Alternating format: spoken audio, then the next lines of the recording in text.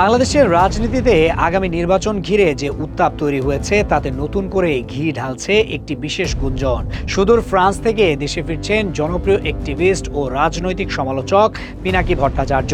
তবে তিনি শুধু সাধারণ একজন ভোটার বা পর্যবেক্ষক হিসেবে ফিরছেন না। নির্ভরযোগ্য একাধিক সূত্র নিশ্চিত করছে বাংলাদেশ জামায়াতে ইসলামের হয়ে ঢাকা ৩ আসনে প্রার্থী হওয়ার জোরালো সম্ভাবনা তৈরি হয়েছে তার। আর যদি তাই হয় তবে এই আসনে বিএনপির হেভিওয়েট নেতা এবং স্থায়ী কমিটির সদস্য বাবু গয়েশ্বর চন্দ্র রায়ের জন্য অপেক্ষা করছে এক কঠিন নির্বাচনী পরীক্ষা। দীর্ঘদিনের রাজনৈতিক হিসাব নিকাশ পাল্টে দিতে জামায়াতে ইসলামী এবার তাদের প্রার্থী তালিকায় যে চমক রাখার ঘোষণা দিয়েছিল, পিনাকি ভট্টাচার্য হতে যাচ্ছেন সেই চমকের সবচেয়ে বড় উদাহরণ। জামায়াতে ইসলামী বেশ আগে থেকেই তাদের নির্বাচনী রোডম্যাপে পরিবর্তনের ইঙ্গিত দিয়েছিলেন। দলটির শীর্ষ নেতৃত্ব পরিষ্কারভাবে জানিয়েছে এবারের নির্বাচনে তাদের প্রার্থী তালিকায় এমন কিছু নাম থাকবে যা গতানুগতিক রাজনীতির বাইরে। সমাজের বিভিন্ন স্তরের গ্রহণযোগ্য, শিক্ষিত এবং প্রভাবশালী ব্যক্তিদের তারা দলীয় প্রতীকে নির্বাচনের মাঠে নামানোর পরিকল্পনা করছে। এর প্রথম বাস্তবায়ন আমরা দেখেছি হবিগঞ্জ ৪ আসনে।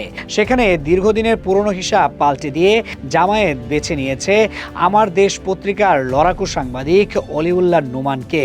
এটি ছিল দলটির পক্ষ থেকে একটি স্পষ্ট বার্তা যে তারা এবার শুধুই দলীয় ক্যাডার বা দীর্ঘদিনের রুকনদের উপর নির্ভর করছে না, বরং যাদের জনসম্পৃক্ততা এবং বুদ্ধিবৃত্তিক লড়াইয়ের ইতিহাস আছে তাদেরকেই সামনে আনছে। ঠিক এই প্রেক্ষাপটেই ঢাকা ৩ আসনটি নিয়ে তৈরি হয়েছে নতুন মেরুকরণ। ঢাকা ৩ আসনটি বিএনপির জন্য ঐতিহাসিকভাবে গুরুত্বপূর্ণ। এই আসনে বিএনপির টিকিটে লড়াই করেন দলটির অন্যতম শীর্ষ নেতা বাবু গয়েশ্বর চন্দ্র রায়। হিন্দু অধ্যুষিত এলাকা এবং সংখ্যালঘু ভোট ব্যাংক এই আসনের জয় পরাজয়ে বড় ভূমিকা রাখে। জামায়াতে ইসলামী এবার এই সমীকরণটি নিজেদের পক্ষে নিতে চাইছে। দলটির নীতি নির্ধারকরা মনে করছেন গয়েশ্বর চন্দ্র রায়ের বিপক্ষে যদি গতানুগতিক কোনো প্রার্থী দেওয়া হয় তবে জয়লাভ করা কঠিন হতে পারে।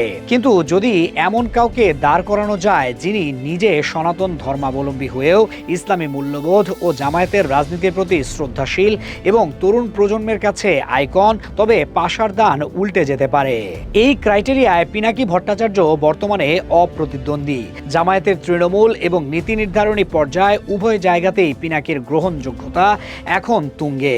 পিনাকি ভট্টাচার্যকে নিয়ে জামায়াতের সেই আগ্রহের কারণ তার দীর্ঘদিনের অ্যাক্টিভিজম। গত ১.৫ দশকে আওয়ামী ফ্যাসিবাদের বিরুদ্ধে তিনি ছিলেন এক আপোষহীন কণ্ঠস্বর। হাজার মাইল দূরে প্যারিসে বসেও তিনি বাংলাদেশের মানুষের অধিকার আদায়ের লড়াইয়ে নিজেকে সম্পৃক্ত রেখেছেন। বিশেষ করে বিভিন্ন সময়ে জামায়াতে ইসলামী এবং ইসলামী ছাত্র শিবিরের উপর যখনই কোনো মিথ্যা প্রোপাগান্ডা চালানো হয়েছে, পিনাকি ভট্টাচার্য তথ্য উপাত্ত সহ তার জবাব দিয়েছেন। তিনি কখনোই জামায়াতের সাংগঠনিক সদস্য ছিলেন না, কিন্তু নৈতিকতার জায়গা থেকে তিনি দলটির জনকল্যাণমুখী কাজের প্রশংসা করেছেন। তার একটি বিখ্যাত উক্তি এখনো জামায়াত শিবির কর্মীদের মুখে মুখে ফেরে। তিনি বলেছিলেন, সৎ লোক তৈরির কারখানা হলো জামায়াত শিবির। একজন ভিন্ন ধর্মাবলম্বী হয়েও ইসলামী ছাত্র সংগঠন সম্পর্কে এমন স্পষ্ট ও সাহসী উচ্চারণ তাকে ইসলামী ঘরানার তরুণদের কাছে অত্যন্ত আপন করে তুলেছে। খবর আছে জামায়াতের আমির ডাক্তার শফিকুর রহমান ব্যক্তিগতভাবে পিনাকি ভট্টাচার্যের সাথে যোগাযোগ রক্ষা করে চলেছেন। পিনাকি ভট্টাচার্য নির্বাচনে অংশ নিতে রাজি হবেন কিনা সেটি এখন বড় আলোচনার বিষয়। তবে তার ঘনিষ্ঠজনরা আভাস দিয়েছেন জামায়াতের শীর্ষ নেতৃত্ব যদি তাকে দেশের স্বার্থে এবং ফ্যাসিবাদের শেকড় পুরোপুরি উপড়ে ফেলার স্বার্থে অনুরোধ করেন তবে পিনাকি ভট্টাচার্য সেই অনুরোধ ফেলতে পারবেন না।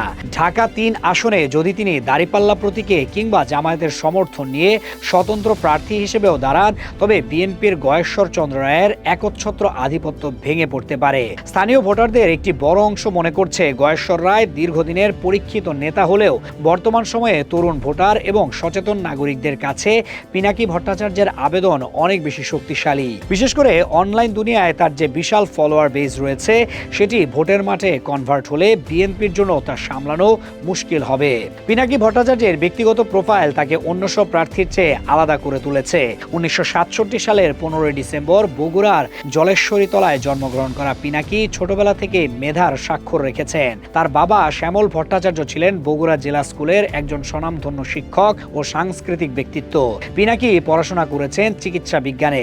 রাজশাহী মেডিকেল কলেজ থেকে MBBS পাশ করার পর তিনি চাইলেই গতানুগতিক ডাক্তার হিসেবে জীবন কাটাতে পারতেন, কিন্তু তার রক্তে ছিল রাজনীতি ও সমাজ পরিবর্তন পরিবর্তনের নেশা। ছাত্রজীবনে তিনি বামপন্থী রাজনীতির সাথে যুক্ত ছিলেন এবং বাংলাদেশ কমিউনিস্ট পার্টির সদস্য হিসেবে কাজ করেছেন। 1990-এর গণঅভ্যুত্থানের সময় তিনি ছিলেন রাজপথের সক্রিয় সৈনিক, কিন্তু সময়ের পরিক্রমায় তিনি বাম রাজনীতির সীমাবদ্ধতা বুঝতে পেরে নিজের চিন্তাধারায় পরিবর্তন আনেন। বর্তমানে তিনি প্রবাসে একটি ফার্মাসিউটিক্যাল কোম্পানির সফল পরিচালক হিসেবে কাজ করছেন এবং একই সাথে আমেরিকান ইন্টারন্যাশনাল ইউনিভার্সিটি বাংলাদেশের অতিথি শিক্ষক হিসেবেও যুক্ত ছিলেন।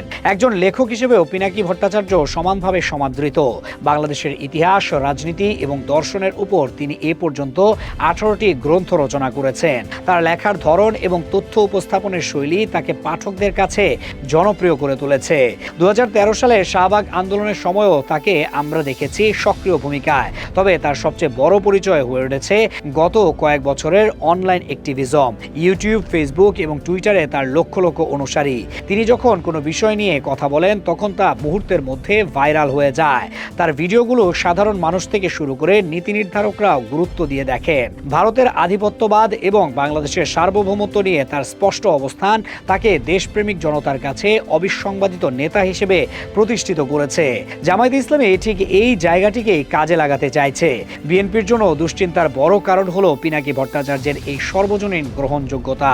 গয়েশ্বরচন্দ্র রায় বিএনপির পুরনো দিনের রাজনীতির প্রতিনিধিত্ব করেন, কিন্তু পিনাকি ভট্টাচার্য প্রতিনিধিত্ব করেন আগামীর বাংলাদেশের। ডাকসু নির্বাচনে ছাত্র শিবিরের অভাবনীয় ফলাফলের পর পিনাকি যে প্রতিক্রিয়া দেখিয়েছিলেন তা ছিল অত্যন্ত তাৎপর্যপূর্ণ। তিনি বলেছিলেন, এই জয় শুধু ছাত্র শিবিরের নয়, এই জয় মজলুম জনতার। তার এই বক্তব্য প্রমাণ করে তিনি মাটির খুব কাছাকাছি থেকে রাজনীতিকে পর্যবেক্ষণ করেন। জামায়াত নেতারা মনে করছেন পিনাকি দেশে ফিরলে শুধুমাত্র ঢাকা 3 আসন নয়, সারা দেশেই জামায়াতের ভোট ব্যাংক এক লাফে অনেকখানি বেড়ে যাবে। কারণ পিনাকির কথায় যারা অনুপ্রাণিত হন তারা মূলত দলনিরপেক্ষ বা সুইং ভোটার। এই ভোটাররা যখন দেখবে পিনাকি ভট্টাচার্য জামায়াতের পক্ষে অবস্থান নিয়েছেন বা প্রার্থী হয়েছেন, তখন তারা নির্দ্বিধায় জামায়াতকে ভোট দেবে। এটি বিএনপির জন্য একটি অশনি সংকেত। নিরাপত্তার বিষয়টি পিনাকির দেশে ফেরার ক্ষেত্রে একটি বড় ফ্যাক্টর ছিল। আওয়ামী লীগ সরকারের পতনের পর 1.5 বছর কেটে গেলেও তিনি দেশে আসেননি, কিন্তু এখন পরিস্থিতি ভিন্ন। জানা গেছে পিনাকি ভট্টাচার্যের দেশে ফেরার খবরে তাকে সর্বোচ্চ নিরাপত্তা দিতে প্রস্তুত বাংলাদেশ ইসলামী ছাত্র শিবির। দলটির পক্ষ থেকে স্পষ্ট বার্তা দেওয়া হয়েছে, পিনাকি ভট্টাচার্য দেশের সম্পদ। তিনি দেশে ফিরলে তার যাতে কোনো ক্ষতি না হয় তার জন্য শিবিরের হাজার হাজার কর্মী ঢাল হয়ে দাঁড়াবে। ছাত্র শিবিরের এই প্রতিশ্রুতির পর পিনাকির দেশে ফেরার পথ আরও সুগম হচ্ছে বলে ধারণা করা হচ্ছে। শিবির যেভাবে সুশৃঙ্খলভাবে তাদের কার্যক্রম পরিচালনা করে তাতে পিনাকির নিরাপত্তা নিয়ে শঙ্কার কোনো কারণ নেই। শিবিরের এই প্রোটেকশন তাকে রাজনৈতিক মাঠে আরও শক্তিশালী অবস্থানে নিয়ে যাবে। পিনাকির এই সম্ভাব্য প্রত্যাবর্তন এবং প্রার্থিতা বিএনপির ভেতরে চরম অস্থিরতা তৈরি করেছে। বিশেষ করে ঢাকা 3 আসনে গয়েশ্বরচন্দ্র রায়ের অনুসারীরা বুঝতে পারছেন এবার তাদের লড়াইটা সহজ হবে না। এতদিন তারা মনে করতেন হিন্দু ভোটগুলো একচেটিয়াভাবে তাদের বক্সে পড়বে, কিন্তু পিনাকি ভট্টাচার্য প্রার্থী হলে সেই সমীকরণ আর কাজ করবে না। সনাতন ধর্মাবলম্বী ভোটারদের কাছে পিনাকি একজন সাহসী ও সত্যবাদী মানুষ হিসেবে পরিচিত। তার ওপর জামায়াতের নিজস্ব বিশাল ভোট ব্যাংক তো আছেই। এই দুয়ের সংমিশ্রণ ঘটলে বিএনপির পরাজয় সময়ের ব্যাপার মাত্র। তাছাড়া জামায়াত তৃণমূল পর্যায়ে নারী ভোটারদের মাঝেও ব্যাপক কাজ করেছে। পিনাকির স্বচ্ছ ভাবমূর্তি নারী ভোটারদেরকেও আকৃষ্ট করবে। সব মিলিয়ে বিএনপির জন্য মাঠ ধরে রাখা অসম্ভব হয়ে পড়তে পারে। পিনাকি ভট্টাচার্য যে জামায়াতের সাথে সরাসরি যুক্ত না হয়েও দলটির জন্য এত বড় অ্যাসেট হতে পারেন তা তার সাম্প্রতিক কর্মকাণ্ডেই প্রমাণ মেলে। ডাক্তার শফিকুর রহমান থেকে শুরু করে ছাত্র শিবিরের সাবেক সভাপতি সাদিক কায়েম পর্যন্ত সবার নেতৃত্বের প্রতি তিনি সবসময় শ্রদ্ধাশীল। তিনি বিভিন্ন ভিডিওতে দেখিয়েছেন কিভাবে জামায়াত এবং শিবির দেশের ক্রান্তি লগ্নে মানুষের পাশে দাঁড়িয়েছে। বন্যার সময়, করোনার সময় জামায়াতের মানবিক কাজগুলোকে তিনি আন্তর্জাতিক পরিমণ্ডলে তুলে ধরেছেন। এর ফলে জামায়াতের প্রতি সাধারণ মানুষের যে ভীতি বা ভুল ধারণা ছিল তা অনেকটাই কেটে গেছে। জামায়াতের পলিটিক্যাল ব্র্যান্ডিংয়ে পিনাকি যে অবদান রেখেছেন তা দলের অনেক বড় নেতার পক্ষেও করা সম্ভব হয়নি। তাই তাকে প্রার্থী হিসেবে পাওয়া জামায়াতের জন্য হবে এক বিশাল বিজয়। এখন সকলের দৃষ্টি প্যারিস টু ঢাকা ফ্লাইটের দিকে। কবে ফিরছেন পিনাকি তার ঘনিষ্ঠ সূত্রগুলো বলছে খুব শীঘ্রই তিনি বাংলাদেশের মাটিতে পা রাখবেন। আর তিনি যেদিন ফিরবেন সেদিন শাহজালাল আন্তর্জাতিক বিমানবন্দর থেকে শুরু করে ঢাকার রাজপথ পর্যন্ত এক বিশাল শোডাউন হওয়ার সম্ভাবনা রয়েছে। জামায়াত এবং ছাত্র শিবির তাকে বরণ করে নেওয়ার জন্য বড় ধরনের প্রস্তুতি নিতে পারে। এই অভ্যর্থনায় বুঝিয়ে দেবে আগামী নির্বাচনে জামায়াত কতটা শক্তিশালী শক্তিশালী অবস্থানে আছে। পিনাকির আগমন শুধুমাত্র একজন ব্যক্তির ফিরে আসা নয়, এটি বাংলাদেশের রাজনীতিতে মেধা ও সততার ফিরে আসা। বিএনপির গতানুগতিক রাজনীতির বিপরীতে জামায়াত যে মেধাভিত্তিক এবং আধুনিক রাজনীতির চর্চা শুরু করেছে, পিনাকি ভট্টাচার্য তার কেন্দ্রে অবস্থান করছেন। তাই ঢাকা ৩ আসনে যদি সত্যিই পিনাকি ভট্টাচার্য বনাম গয়েশ্বর চন্দ্র রায়ের লড়াই হয়, তবে সেটি হবে এবারের নির্বাচনের সবচেয়ে হাই ভোল্টেজ ম্যাচ।